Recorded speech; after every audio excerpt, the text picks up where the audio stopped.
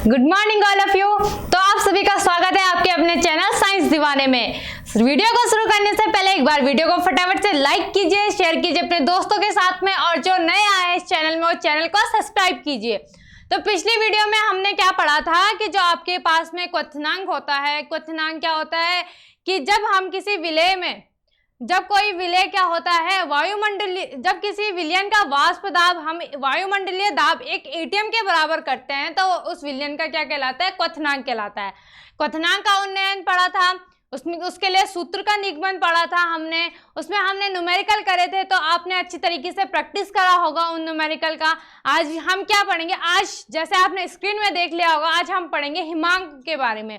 तो हिमांक क्या होता है, जिस क्वथनांक में क्या होता है कि जो आपका द्रव होता है वो किस में चेंज होता है, गैस में चेंज हो जाता है ना, कि जब हम उसको धीरे धीरे जब उसका क्वथनांक बढ़ता है, जब उसको हीट देते हैं तो वो किस में चेंज होने लग जाता है, द्रव अवस्था से गैसीय अवस्था में परिवर्तित होने लग जाता है। जैसे अभी हम समझ लेते हैं अच्छे तरीके से, जैसे आपके पास में कोई पानी है, ठीक है, उसको हम क्या कर रहे हैं, पानी है आपके पास में और पानी को हम उसको हीट कर रहे हैं, तो ये क्या होगा, यहाँ पे एक शुद्ध विलायक है, ठीक है, शुद्ध विलायक हो जाएगा आपका।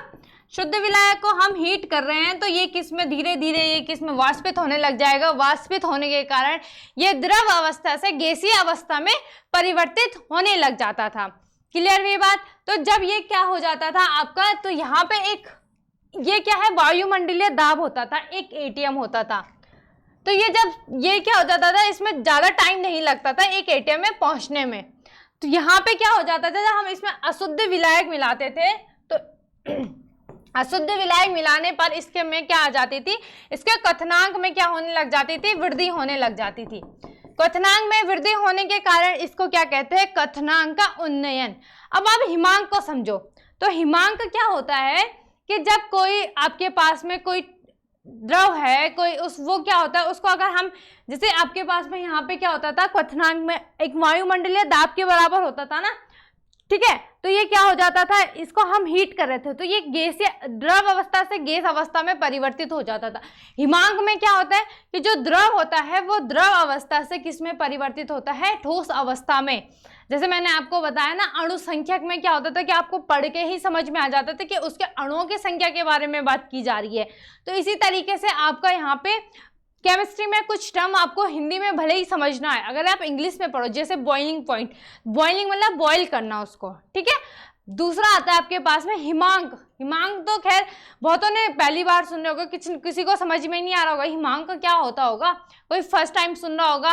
तो देखो, हमने फ्रीजिंग हर किसी ने सुना होगा, क्योंकि हर किसी के घर में लगभग फ्रिज होगा ही, तो उन्होंने फ्रीजिंग सुना होगा।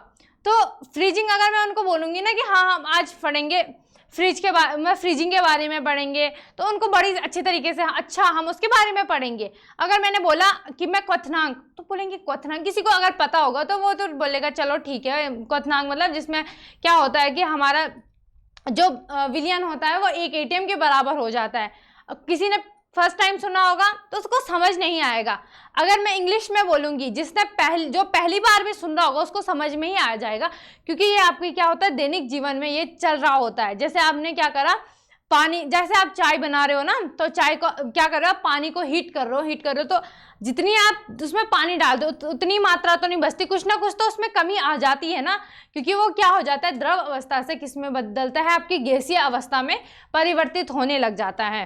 इसी तरीके से, या अब तो जब जैसे गर्मियों के टाइम पे क्या होता है कि बहुतों को आइसक्रीम खाने का बहुत शौक है, ठीक है, तो वो क्या कर सकते हैं, रोज 10-10, 20-20 रुपए खर्च तो नहीं कर सकते, गाली तो नहीं खा सकते ना घर पे कि हाँ भाई पैसे दे दो यार मुझे आइसक्रीम खानी, मम्मी मुझे आइसक्रीम खानी है। तो वो क्या करेंगे कि आइसक्रीम पाउडर लाएंगे और घर में ही क्या कर देंगे, बिल्कुल दूध उबाला, उन्होंने आइसक्रीम पाउडर डाला, चीनी वगैरह जो भी उनको पसंद है, ड्राई फ्रूट वगैरह उन्होंने मिक्स कर दी।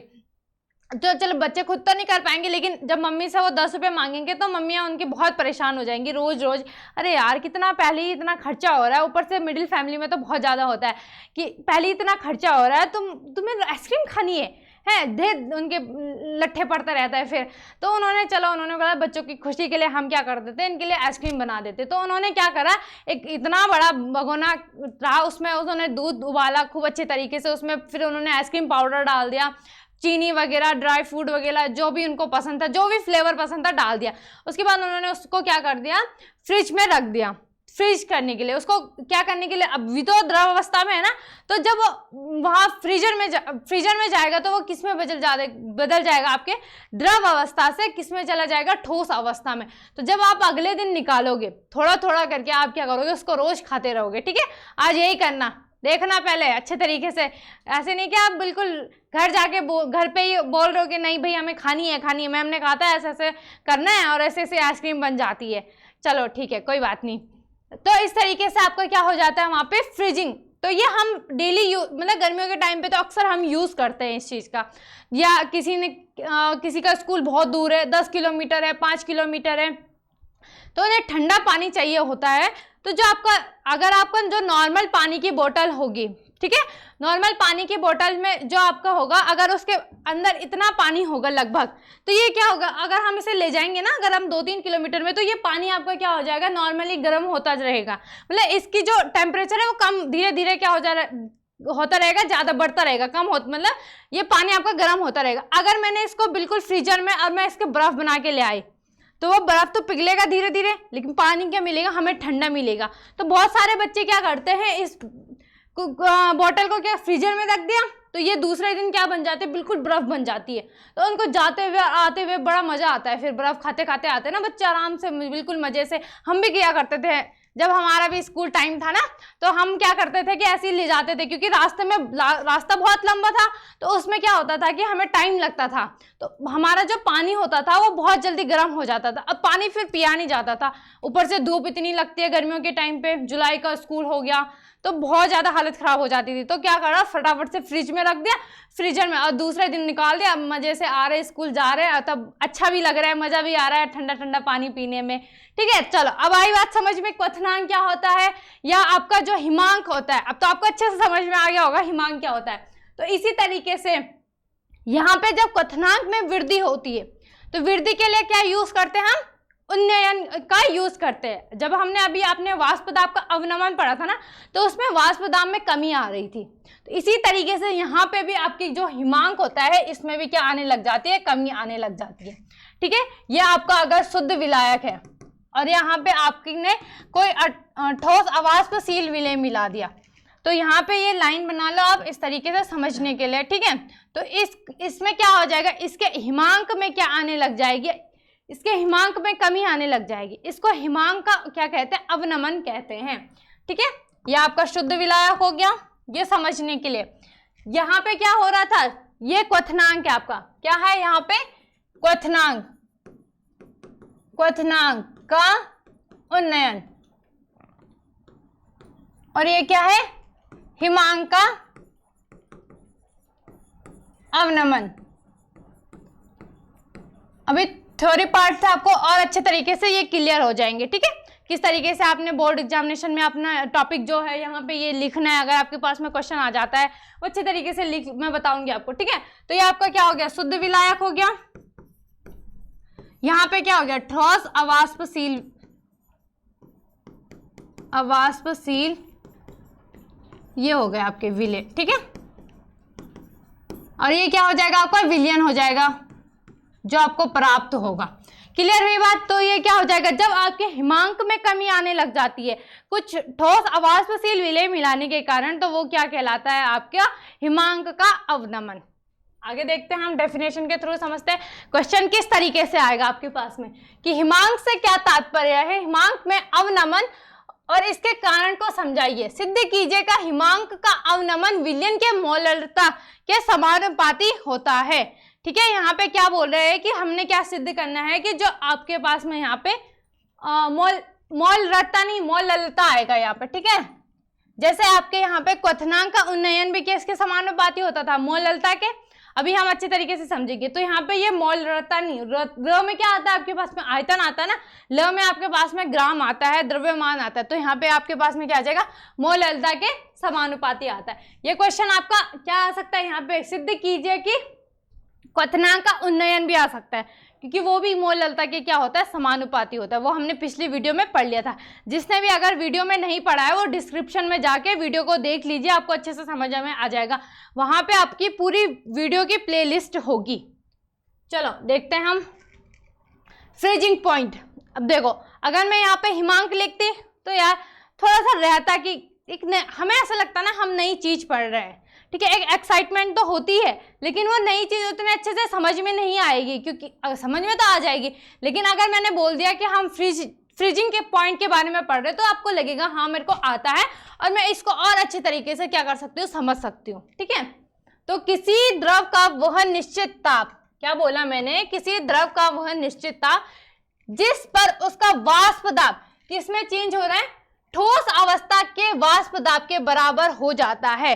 क्या है इसमें कि किसी द्रव का वह निश्चित ताप जिस पर उसका जो वाष्प दाब है वो किसके बराबर हो रहा है, द्रव का वाष्प दाब किसके बराबर है, हो रहा है यहाँ पे ठोस अवस्था के वाष्प दाब के बराबर। वो क्या कहलाता है, द्रव का हिमांक कहलाता है। मतलब कि कोई विलयन है, अगर वो द्रव अवस्था से ठोस अवस्था में परिवर्तित होता है, उसको क्या बोलते हैं, उसको हम क्या बोलते हैं, हिमांक बोलते हैं। क्लियर हुई बात कि किसी द्रव अवस्था, अब आपने ऐसे नहीं लिखना है, इसमें वाष्प दाब को भी ऐड करना है, ठीक है। तो किस तरीके से लिखोगे, किसी द्रव का वह निश्चित ताप जिस पर उसका वाष्प दाब ठोस अवस्था के वाष्प दाब के बराबर हो जाता है, क्या कहलाता है, द्रव का हिमांक कहलाता है। अब हमारे पास आता है कि हिमांक का अवनमन क्या होता है, कि जब किसी शुद्ध विलायक में, ये आपने सब में लिखना है, सब में मतलब जब आपके पास में वाष्प दाब का अवनमन था, दूसरा आपके पास में क्वथनांक का उन्नयन था, उसमें भी आप यही लिखोगे। जब किसी शुद्ध विलायक में कोई अवाष्पशील ठोस विलेय पदार्थ मिलाया जाता है, इतना तो बिल्कुल सेम है, रटी रटाई लाइन है ये तो, 3 बार आपने लिख ली, आपको अच्छे से अब दिमाग में बैठ गया होगा कि जब हम किसी शुद्ध विलायक में कोई ठोस अवाष्पशील विलेय मिलाते हैं तो क्या हो जाता है, सबसे पहले आपके वाष्प दाब में कमी आती है, तो उसको क्या कहते हैं, वाष्प दाब का अवनमन कहते हैं। क्वथनांक में क्या होती है, वृद्धि होती है, तो क्या कहते हैं, उसको क्वथनांक का उन्नयन कहते हैं। अब यहाँ पे हिमांक में क्या आने लग जाते हैं, कमी आ जाती है, तो इसको क्या कहेंगे हम, हिमांक में उत्पन्न इस कमी के कारण इसको क्या कहेंगे, हिमांक का अवनमन कहते हैं। क्लियर। अब हमारे पास रीजन क्या है इसका, कि अवाष्पशील विलेय मिलाने पर द्रव के वाष्प दाब में क्या आ जाने लग जाती है, कमी आने लग जाती है। किसके कारण कमी आ रही है यहाँ पे, जो हमने अवाष्पशील विलेय मिलाया था, जिससे द्रव के हिमांक का अवनमन हो जाता है, और जो हिमांक है उसमें क्या आने लग जाती है, कमी आने के कारण उसका क्या होता है, अवनमन होने लग जाता है। क्लियर हुई बात, कोई डाउट नहीं होना चाहिए, क्योंकि अब तो हमने ये तीसरी बार पढ़ने लगभग। अगर वाष्प दाब में वृद्धि हो रही है तो वाष्प दाब का वाष्प दाब में कमी हो रही है तो वाष्प दाब का अवनमन, क्वथनांक में कमी हो रही, वृद्धि हो रही है, क्वथनांक का उन्नयन। अब हमारे पास हिमांक है, हिमांक में क्या हो रही है, हिमांक में भी कमी आ रही है, तो हिमांक का अवनमन। ठीक है, तीसरी बार पढ़ने हम लगभग केवल क्या है, थोड़े बहुत चेंज है। तो ये क्या है, किसी भी विलयन के अणुसंख्यक गुण है, क्या है यहाँ पे, गुण है। ठीक है, आगे देख, यहाँ पे अब हमने सूत्र की स्थापना करनी है। सबसे पहले अब आपको जैसे आपने किसमें करा था, आपके पास में क्वथनांक में था ना, थोड़ा सिमिलरली वैसे ही है, तो फटाफट से आप भी अपनी कॉपी में रिवाइज करते रहिए। तो सबसे पहले हम यहाँ पे ग्राफ बना लेते हैं। ठीक है, तो ये यहाँ पे आपका ताप आएगा, यहाँ पे आपका वाष्प दाब आएगा। ठीक, यहां से यहां पे हम एक वो ले लेते हैं, यहां पे आपके पास में क्या आ जाएगा, ठोस अवस्था। यहां पे आपके पास में क्या आ जाएगा, ठोस विलायक का या ठोस अवस्था का क्या आ जाएगा, वाष्प दाब, या ठोस, आप कुछ भी लिख लो यहाँ पे, कुछ भी मतलब अब लिख लेना। अगर विलयन आएगा तो विलयन तो क्या होगा, सॉल्यूशन होगा, द्रव अवस्था में होगा, तो आप यहाँ पे लिखो ठोस अवस्था का वाष्प दाब, ठोस अवस्था का वाष्प दाब। ठीक है, ठोस अवस्था का क्या आ जाएगा, वाष्प दाब आ जाएगा। अब यहाँ पे क्या आ जाएगा, दूसरी चीज, यहाँ पे आपके पास में एक विलयन भी आएगा। विलयन क्या आएगा, यहाँ पे PS आ जाएगा, मतलब विलयन का वाष्प दाब PS, अभी तक हम पढ़ रहे थे ना। ठीक है, तो यहाँ पे आपका क्या आ जाएगा, PS आ जाएगा। दूसरी चीज, जब हम इसके टेम्परेचर, अगर हम इसके टेम्परेचर को कम करेंगे तो वो क्या हो जाएगा, जितना ज़्यादा इसमें टेम्परेचर कम हो जाएगा उतनी ही जल्दी क्या हो जाएगा, द्रव किस में बदलने लग जाएगा, ठोस अवस्था में बदलने लग जाएगा। जैसे आपने किसी अब आजकल गर्मियों में तो आपका क्या होता है 25 डिग्री सेल्सियस चलता है, 27 चलता है, इस तरीके से चलता है। और जब सर्दियाँ आने लग जाती है तो कितने में चला जाता है, बहुत जगह की जहाँ बर्फ़ वगैरह पड़ती है वहाँ 0 डिग्री सेल्सियस माइनस में चला जाता है टेम्परेचर। तो जितना ज़्यादा आप टेम्परेचर का आप यहाँ पे अगर आपने टेम्परेचर कम रखा उतनी जल्दी यहाँ पे क्या हो जाएगा, द्रव आपका किस में बदलने लग जाएगा, ठोस अवस्था में क्या होने लग जाएगा, परिवर्तित होने लग जाएगा। ठीक है, क्लियर वे बात। और एक यहाँ से, तो यहाँ पे आपका ये डिफरेंस किसका हो जाएगा, जैसे आप क्या कर रहे थे क्वथनांक के उन्नयन में आपका यहाँ पे टी बी आ रहा था ना, उसी तरीके से यहाँ पे आपके पास में हिमांक फ्रीजिंग पॉइंट, फ्रीजिंग जो आपके पास में फ्रीजिंग पॉइंट है ना, उसमें यहाँ पे आप किससे डिनोट करोगे, हिमांक के अवनमन को किससे डिनोट करोगे, आप यहाँ पे टी एफ से डिनोट करोगे। ठीक है, तो यहाँ पे आपका ये क्या आ जाएगा, ये आ जाएगा आपके पास में टी एफ। क्लियर हुई बात। दूसरी चीज आपका यहाँ पे आपका क्या हो जाएगा, ये शुद्ध विलायक के लिए होगा, शुद्ध विलायक। और यहाँ पे तो ये क्या था, ये विलयन था ना जिसमें आपने ठोस अवाष्पशील विलेय मिलाया था। ठीक है, तो इन दोनों में डिफरेंस क्या आ जाएगा, आपका क्या आ जाएगा, टी एफ आ जाएगा, डेल टी एफ आ जाएगा। क्लियर हुई बात। तो ये ग्राफ से अब हमने क्या करना है, यहाँ पे लिख देना है फटाफट से जो जो हमने यहाँ पे लिखा है। तो आप लिखो यहाँ पे क्या लिखोगे आप, जैसे हमने सिमिलरली वहां वैसे ही लिखना है जैसे हमने क्वथनांक के उन्नयन में लिखा था। क्या लिखा था वहां पे हमने, ग्राफ निरूपण से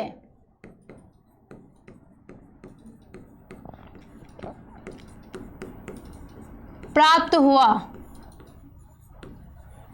ठीक है, यहां पे आप लिख लेना, हमें ग्राफ निरूपण से आपको क्या प्राप्त हुआ कि जो पी नॉट और माइनस आपका पी एस है, ठीक है, वो किसके समानुपाती होगा, P nought minus P S किसके समानुपाती होगा आपके पास में, जो ये डेल टी एफ है, किसके, डेल टी एफ के। बस अब आपको क्या करना है, वही राउल्ट के नियम से बस सिंपल फटाफट से आपको अब लिख देना है। यहाँ पे क्या लिखोगे आप, यहाँ पे राउल्ट के नियमानुसार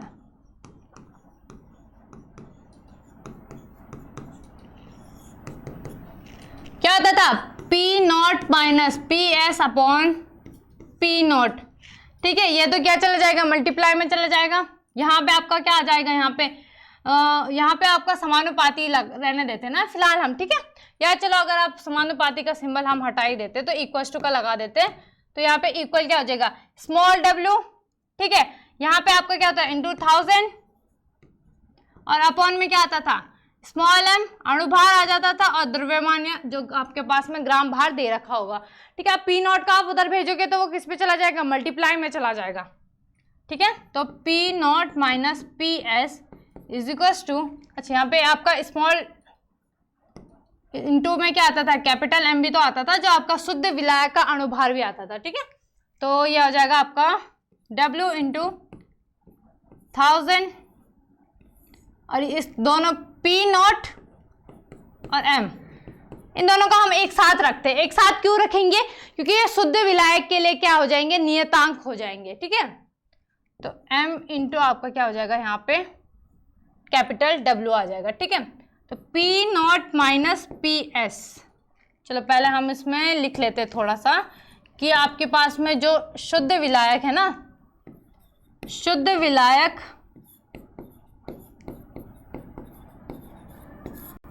के लिए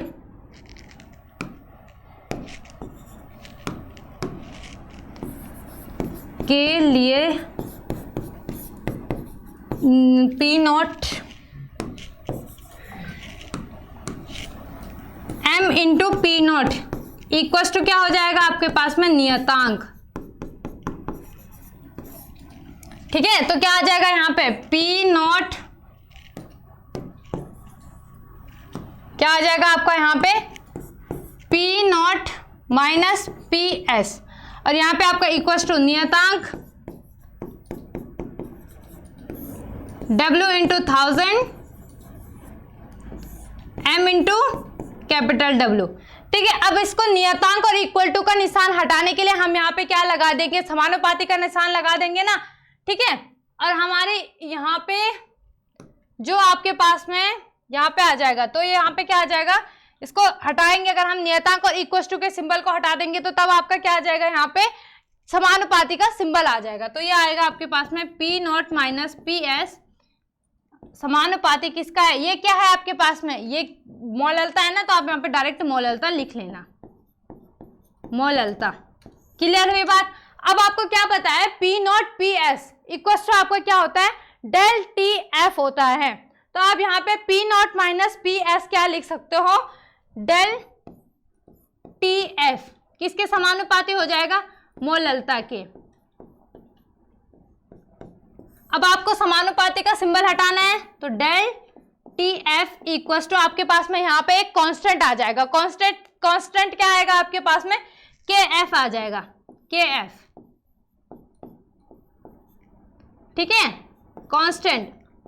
अब आपका जो मेन फॉर्मूला बनेगा वो क्या बनेगा कि del TF equals to KF into molality क्या होती है, W इंटू 1000 अपॉन में क्या आ जाता है आपके पास में small m into capital W। तो ये आपका क्या बन जाता है, यहाँ पे मेन फॉर्मूला बन जाता है। किसका है ये, हिमांक के अवनमन का फॉर्मूला है। और आपके पास न्यूमेरिकल में कभी हिमांक का अवनमन पूछ लेता है, कभी वो हिमांक पूछ लेता है। ठीक है, इतनी बात आई समझ में आपके कि क्या होगा कि ग्राफ निरूपण से हमें क्या प्राप्त हुआ, P0 माइनस PS क्या हो जाएगा, किसके बराबर हो जाएगा, किसके समानुपाती होगा, डेल TF के। तो राउट के नियम से आपके पास में यहाँ पे क्या हो जाएगा कि P0 minus PS upon P0, तो M इंटू अपॉन, ये मैंने आपको अच्छी तरीके से समझा रखा है वहाँ पे कि पिछली वीडियो में आप देख लेना कि आपको किस तरीके से यहाँ पे आपका राउट का नियम आया, कहाँ से कौन सी वैल्यू आई। ठीक है, तो ये देख लेना आप, P0 माइनस PS, फिर P0 को आपने उधर भेज दिया, डिवाइड में था, मल्टीप्लाई में चला जाएगा, इक्वल टू द शुद्ध विलायक के लिए हमारा M capital M into P0 क्या होता है, एक नियतांक होता है। तो P0 माइनस PS नियतांक हो जाएगा, नियतांक और उसको इक्वल टू को अगर हम हटाएंगे तो क्या हो जाएगा, समानुपाती का सिंबल आ जाएगा, ये मोललता का सूत्र होता है। ठीक है, तो TF किसके समानुपाती हो जाएगा, मोललता के। अगर आपके पास में क्वेश्चन क्या आएगा कि हिमांक के अवनमन तथा सिद्ध कीजिए कि हिमांक का अवनमन मोललता के क्या होता है, समानुपाती होता है, तो आपको इतना ही करना है। ठीक है, उसके बाद आपका क्या हो जाएगा, न्यूमेरिकल के लिए मेन फॉर्मूला हो जाएगा। क्लियर हुई बात। अब हम न्यूमेरिकल देख लेते हैं एक दो। अच्छा, न्यूमेरिकल से पहले हमारे पास यहाँ पे प्रतिहिमकारी भी आता है। क्या आता है कि प्रतिहिमकारी क्या है या इनका क्या उपयोग होता है। दैनिक जीवन में हिमांक के अवनमन के महत्व को स्पष्ट कीजिए। क्या कारण है कि ठंडे प्रदेशों में वाहन चलाते समय जो रेडिएटर होता है, एथिलीन ग्लाइकोन का प्रयोग किया जाता है, क्या हिमांक से तात्पर्य है। ठीक है, यहाँ पे भी ये क्या आ जाएगा, इसको थोड़ा करेक्ट कर लेना आप लोग। क्या आएगा यहाँ पे कि हिमांक से क्या तात्पर्य है, यह हिमांक में अवनमन तथा इसके कारण को समझाइए। सिद्ध कीजिए कि हिमांक का अवनमन विलयन मोललता के, यहाँ पे भी आपके पास में क्या आएगा, मोललता। कोई मतलब अब आप सोच रहे होंगे कि कुछ कुछ क्वेश्चन क्या हो रहे हैं, रिपीट हो रहे हैं। रिपीट नहीं हो रहे हैं, ये क्या कर रखा है। अगर आपके पास में क्वेश्चन इस तरीके से आएंगे तो आंसर आप इस तरीके से भी दे सकते हो, जो अभी हम आपको बताएंगे। ठीक है, क्लियर हुई बात। आगे देखते हैं। अब आपके पास में आ जाता है यहाँ पे प्रतिहिमकारी। तो ऐसे पदार्थ जिन्हें जल में मिलाने पर वे जल के हिमांक को क्या कर देते हैं, अत्यधिक कम कर देते हैं। कोई पदार्थ होगा, हिमांक का मतलब क्या होता है कि जब हम द्रव उसका टेम्परेचर को घटाते तो द्रव अवस्था से ठोस अवस्था में क्या होने लग जाता है, परिवर्तित होने लग जाता है। परिवर्तित होने के कारण वो क्या हो जाते हैं, जैसे अगर हमारे पास में पानी होगा तो वो किसमें, बर्फ में कन्वर्ट हो जाएगा।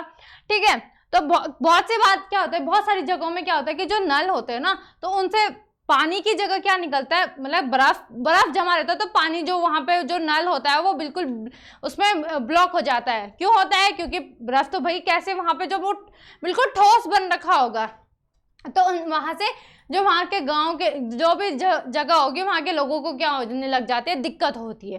तो ऐसे पदार्थ जिन्हें जल में मिलाने पर वो जल के हिमांकों को क्या कर देते हैं, कम कर देते हैं। तो हिमांक का अवनमन उन्हें प्रतिहिमकारी या एंटीफ्रीज कहते हैं। उपयोग हम किस में करते हैं, जहां पे बहुत ज्यादा कम टेम्परेचर होता है वहां पे हम यूज करते हैं। द्रव को ठोस अवस्था में परिवर्तित होने से रोकने के लिए किया जाता है। अब मैंने आपको बताया ना किसके लिए किया जाता है, कि द्रव अवस्था को ठोस अवस्था में ये परिवर्तित ना हो। एथिलीन ग्लाइकोल, अब हम इसका यूज देख लेते हैं कि एक प्रतिहिमकारी पदार्थ है। ये क्या है, एक प्रतिहिमकारी, जो क्या करता है, किसी भी विलयन में अगर हम इसको घोलते हैं तो ये उसके हिमांक को क्या कर देता है, कम कर देता है। मतलब उसके जो द्रव अवस्था से ठोस अवस्था में बदलने की जो टेम्परेचर है उसको क्या कर देगा, बढ़ा देगा। मतलब जब वो, अगर हम उसको मान लो आप 5 डिग्री सेल्सियस में वो बर्फ बन रहा है, अगर हमने उसमें एथिलीन ग्लाइकोल मिला दिया तो वो किस में बनेगा, -5 डिग्री। इस टाइप से आप समझ सकते हैं। यह एक प्रतिहिमकारी पदार्थ है, इसलिए इसका उपयोग ठंडे प्रदेशों में वाहन चलाते समय गाड़ियों के रेडिएटर में जल के साथ किया जाता है, जिससे रेडिएटर में रखा जल अत्यधिक कम तापमान में भी जमता नहीं है। आपने बहुत बार देखा होगा कि ठंडियों में क्या होती है, आपकी गाड़ियां सुबह सुबह आप अगर चलाओगे ना वो तो बंद हो जाती है। यहाँ पे तो खैर मतलब जहाँ पे ज़्यादा बर्फ वगैरह नहीं गिरती वहाँ पे इतना ज़्यादा उसमें फर्क नहीं पड़ता, लेकिन अगर ज़्यादा ही टेम्परेचर आपका गिर रखा होगा आपके गाँव में, आपके शहर में, तो क्या हो जाता है, आपकी जो गाड़ियाँ हो जाती है वो जाम होने लग जाती, स्टार्ट नहीं होती। तो उसमें क्या मिलाया जाता है उसको, ताकि उसको जो उसका जल है वो किस में ना बदले, ठोस अवस्था में ना बदले, तो या कोई द्रव है वो ठोस अवस्था में ना बदले, तो उसमें क्या मिलाया जाता है, हम एथिलीन ग्लाइकोल मिलाते हैं। क्लियर हुई बात? ठीक है। अब यहाँ पे हम थोड़ा सा देख लेते हैं कि जो हमारा क्वथनांक का उन्नयन होता है और हिमांक का अवनमन होता है, दोनों में संबंध क्या होता है। दोनों सेम ही होते हैं, दोनों क्या होते, सेम तो नहीं, सॉरी सेम नहीं होते, सेम एक चीज में होते हैं, दोनों ही मोललता के क्या होते हैं, समानुपाती होते हैं। ठीक है, तो फटाफट से आपको अब क्वथनांक का उन्नयन, क्वथनांक के लिए हम क्या यूज करते थे, क्वथनांक के लिए आप क्या यूज करते थे, जल्दी बताओ। डेल टी बी आता था equals to K B into मोललता। ये बन गया आपकी question number first, del T F. ठीक है, क्या है, डेल टी एफ। यहाँ पे आपके पास में क्या आ जाता था, क्या आता था, फटाफट के बताओ। के एफ आता था ना, के एफ नियतांक होता था, यहाँ पे भी मोललता। ये बन गया आपकी इक्वेशन नंबर 2। और अगर हम इक्वेशन नंबर 2 को समीकरण 1 को समीकरण 2 से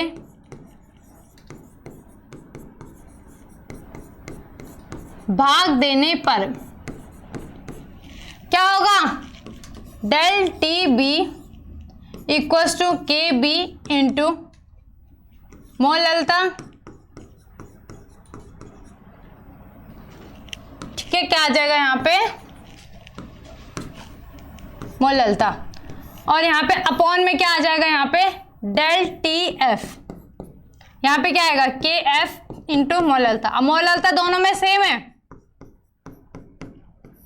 तो क्या हो जाएगा, यहाँ पे मोललता क्या हो जाएगा, कैंसिल हो जाएगा, इससे ये कैंसिल हो जाएगा। ठीक है, तो क्या बच जाएगा आपके पास में, del T B upon del T F.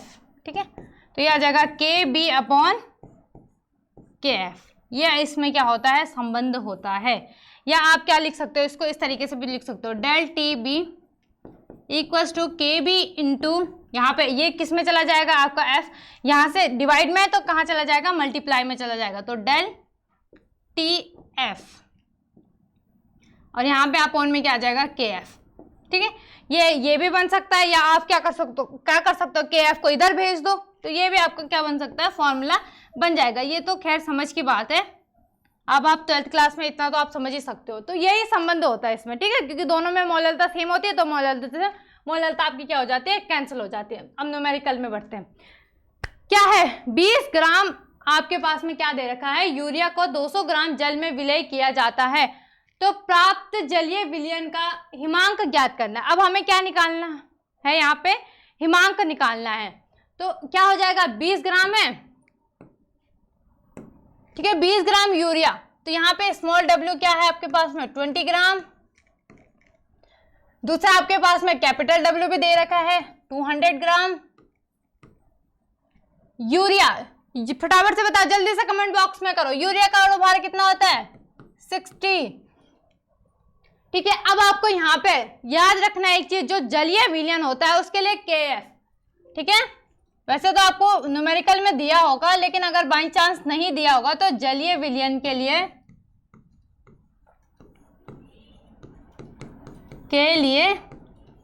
KF क्या हो जाएगा आपका, ये होता है 1.86। क्लियर हुई बात। अगर आपको बाई चांस, वैसे ये वाला KF आपको न्यूमेरिकल में दिया होगा, अगर बाई चांस की बात करूँ, अगर नहीं दिया होगा तो तब क्या आ जाएगा यहाँ पे 1.86 आ जाएगा। क्लियर। चलो अब हमने क्या करता है, हम फटाफट से कर लेते हैं इसको सॉल्व। तो सबसे पहले लिख लो आप फॉर्मूला लिखो, क्या होता है हिमांक का, del TF equals to KF into small w into 1000 upon small m into capital W। फटाफट से वैल्यू रख लो, KF कितना है 1.86, स्मॉल w आपका कितना है यहाँ पे 20 ग्राम इंटू 1000, स्मॉल m कितना दे रखा आपको, स्मॉल m दे रखा आपको 60, कैपिटल W कितना दे रखा 200 ग्राम। 0 से 0 कैंसिल, 20 से 20 कैंसिल, इस 0 से ये 0 कैंसिल, ठीक है। तो ये आपका आ रहा है 1.86 इंटू 1066, पॉइंट हटाया, ठीक है। पॉइंट हटाते हैं अगर हम, तो यहाँ पे 2 0 लग जाएंगे इंटू 2 0, ठीक है। उसके बाद हम 0 से 0 कैंसिल करा, तो यहाँ पे ये आ जाएगा 186 इंटू 6 इंटू 10 60। फटाफट से कैलकुलेट करके बताओ कितना आ रहा है आंसर। तो ये लगभग आएगा आपका 3.1 केल्विन। क्लियर हुई बात। डिग्री सेल्सियस में चेंज करोगे, डिग्री अगर आप डिग्री सेल्सियस में चेंज करोगे तो यहाँ पे क्या आ जाएगा, इसमें -273 आ जाएगा, ठीक है। सॉरी डिग्री केल्विन है ना, तो अगर हमारे पास में डिग्री सेल्सियस होता है तो अगर हम उसको केल्विन में चेंज करते तो +273, अगर केल्विन से डिग्री सेल्सियस में तो -273 करेंगे, ठीक है। तो ये आपके पास में क्या आ जाएगा, ये तो क्या आया आपके पास में हिमांक का अवनमन आया ना। अब आपको हिमांक निकालना है, तो हिमांक के लिए आपके पास में क्या आता है, डेल TF इक्वल्स टू, अच्छे से कंफ्यूज मत होना है, TF लिखा है मैंने, कहीं लग रहा होगा सबको कि FF है कि TT है। थोड़ा अच्छे से लिख लेती हूँ मैं, लाइन ही ड्रॉ कर लेती हूँ यहाँ पे। तो ये हो जाएगा आपके पास में del TF equals to T। अब आपके पास में यहाँ पे क्या आ जाएगा, T माइनस जो आपके पास में टेम्परेचर है और जो ये वाला टेम्परेचर प्राप्त हो आपको, ठीक है। तो ये आ जाएगा आपके पास में, अब यहाँ पे आपके पास में किसमें केल्विन है ना, तो आप क्या करोगे 273, ठीक है। 273 माइनस आपके पास में ये आ जाएगा -3.1 केल्विन, ठीक है। अब आपके पास में इसको आप माइनस करोगे तो ये आ जाएगा आपके पास में लगभग 260, माइनस करो यहाँ पे पॉइंट में 9 आ जाएगा, यहाँ पे 3 से 3 यहाँ पे आपका 9 आ जाएगा, 269.9 आपका क्या आ जाएगा केल्विन में आ जाएगा। और अगर आपको डिग्री सेल्सियस में करना है तो यहाँ पे भी फिर से del TF equals to T minus T dash कर दो, T क्या हो जाएगा 0 डिग्री सेल्सियस माइनस आपका क्या हो जाएगा 3.1 डिग्री सेल्सियस, पॉइंट यहाँ पे, ठीक है। तो तब आपका ये क्या किस में आ जाएगा, तब आपका ये किस में आ जाएगा -3.1 डिग्री सेल्सियस। केल्विन में कितना आएगा 269.9 केल्विन आ जाएगा, और अगर डिग्री सेल्सियस में कन्वर्ट करना होगा तो आपका क्या आ जाएगा 3.1 डिग्री सेल्सियस आ जाएगा, ठीक है। ये जलीय विलयन के लिए क्या हो जाएगा, यहाँ पे आपका जो टेम्परेचर होता है वो कितना होगा, यहाँ पे हिमांक के लिए 0 डिग्री सेल्सियस, क्वथनांक के लिए कितना होता है 100 डिग्री सेल्सियस, और हिमांक के लिए 0। और यहाँ पे अगर केल्विन की मैं बात करें तो 273, ठीक है। केबी भी आपको दिया होगा, अगर नहीं भी दिया होगा तो आपको याद करना है 1.86 होता है। क्लियर हुई बात। किसी भी शुद्ध विलाय के जलीय विलयन के लिए या जलीय विलयन के लिए आपका जो KF होता है वो कितना होता है 1.86 होता है। और क्लियर हुई बात। तो अब हम इतना आपको आ गया होगा समझ में, बस यहाँ पे क्या रखना है आपने, आपको फॉर्मूला याद होना चाहिए, ठीक है। फॉर्मूला आपका लगभग दोनों का सेम ही है। थोड़ा आपको क्या करना है, आप थोड़ी सी चीज़ों को क्या करना सीखो, रिलेट करना सीखो। इससे आपको थोड़ा सा क्या होगा, क्वेश्चन करने में आसानी होगी, न्यूमेरिकल करने में क्या होगा, आसानी होगी। जो आपका सूत्र होगा, सूत्र करने में भी आपको क्या हो जाएगी, आसानी। अगर आपको फॉर्मूला भी याद है तो आप इससे क्या कर सकते हो, आप इससे डेफिनेशन बना सकते हो। क्लियर? तो आप देखते हैं हम नेक्स्ट क्वेश्चन क्या है हमारे पास में। क्या 10% ग्लूकोज के जलीय विलयन में हिमांक के अवनमन की गणना कीजिए। अब आपको यहाँ पे क्या निकालना है, हिमांक का अवनमन, केवल आपको डेल TF ही निकालना है। तो आपको यहाँ पे क्या दे रखा है, स्मॉल w कितना दे रखा है, 10 ग्राम। तो कैपिटल W क्या हो जाएगा, 100 माइनस 10, तो 90 ग्राम हो जाएगा ग्लूकोज। अब ग्लूकोज का अणुभार कितना होता है, ग्लूकोज का अणुभार कितना होता है आपके पास में, 180 होता है, ठीक है। दूसरी चीज आपको यहाँ पे KF भी दे रखा है 1.86 केल्विन केजी मोल। बस आपको क्या लगा देना है, फॉर्मूला लगा देना है। स्मॉल m भी मैंने लिख दिया यहाँ पे, ठीक है। इसको इक्वल टू स्मॉल m भी लिख दो आप। अब आपको फटाफट से आप फॉर्मूला लिख दो। यहाँ पे क्या होता है आपके पास में, del TF equals to KF into small w into 1000। बिल्कुल मुंह जुबानी याद होना चाहिए अब तो आपको, small m into capital W, ठीक है। तो यहाँ पे आ जाएगा KF कितना है, 1.86, small w 10 into 1000, small m 180, और ये कितना है आपके पास में 90। 0 से 0 कैंसिल हो गया, 0 से ये 0 कैंसिल हो गया, ठीक है। तो यहाँ पे अब आपका यहाँ पे क्या है, देखो 1.86 है ना, अगर हम पॉइंट हटाते हैं तो नीचे क्या आ जाएगा, आपको 100 से क्या करना होगा, मल्टीप्लाई। 100 से मल्टीप्लाई करने के बाद आपका ये वाला 0 भी कैंसिल हो जाएगा, ये वाला 0 भी। तो आप इसको क्या लिख सकते हो, डायरेक्ट क्या लिख सकते हो, 186 भी लिख सकते हो। क्या लिख सकते हो आप इसको, 186, और यहाँ पे 18 इंटू क्या आ जाएगा आपके पास में, ये आ जाएगा 9 आ जाएगा। फटाफट से कैलकुलेट कीजिए, कैलकुलेट करके, ठीक है। ये कैंसिल भी हो रहा होगा आपका, ठीक है। तो कैंसिल करके आ जाएगा 1.41 केल्विन। क्लियर हुई बात? अगर आपको कैलकुलेशन में थोड़ी सी दिक्कत हो रही है ना, तो उसको थोड़ा इजी बनाइए। आप यहाँ पे 3 से कट कर सकते हो, ठीक है। तो कैलकुलेट करके आपके पास में क्या आ जाएगा, 1.41 केल्विन आ जाएगा। आप एक बार खुद से भी उसको कैलकुलेट कीजिए, ठीक है। ऐसे नहीं कि आप डायरेक्ट आंसर लिख दीजिए कि चलो मैम ने कर दिया होगा, तो खैर होगा, तो ये होगा है, ये सही है वैसे, है, ऐसे मत समझना कि गलत है। लेकिन क्या है, यहाँ पे आपने खुद से भी कैलकुलेट करना है। अपने आप को देखो कि आपका कितना सही आ रहा है, कैलकुलेशन कितनी जल्दी हो रही है, कितनी फास्ट हो रही है, ठीक है। तो एक बार आपने फटाफट से इनको क्या करना है, क्वेश्चन को पहले देखना है किस तरीके से आपने वैल्यू रखनी है, फिर आपके पास में फॉर्मूला की बारी आती है। धीरे धीरे आपने स्टेप बाय स्टेप क्या करना है, यहाँ पे कैलकुलेट करना है। तो फिर आज के लिए हम इतना ही रखते हैं, मिलते हैं नेक्स्ट वीडियो के साथ।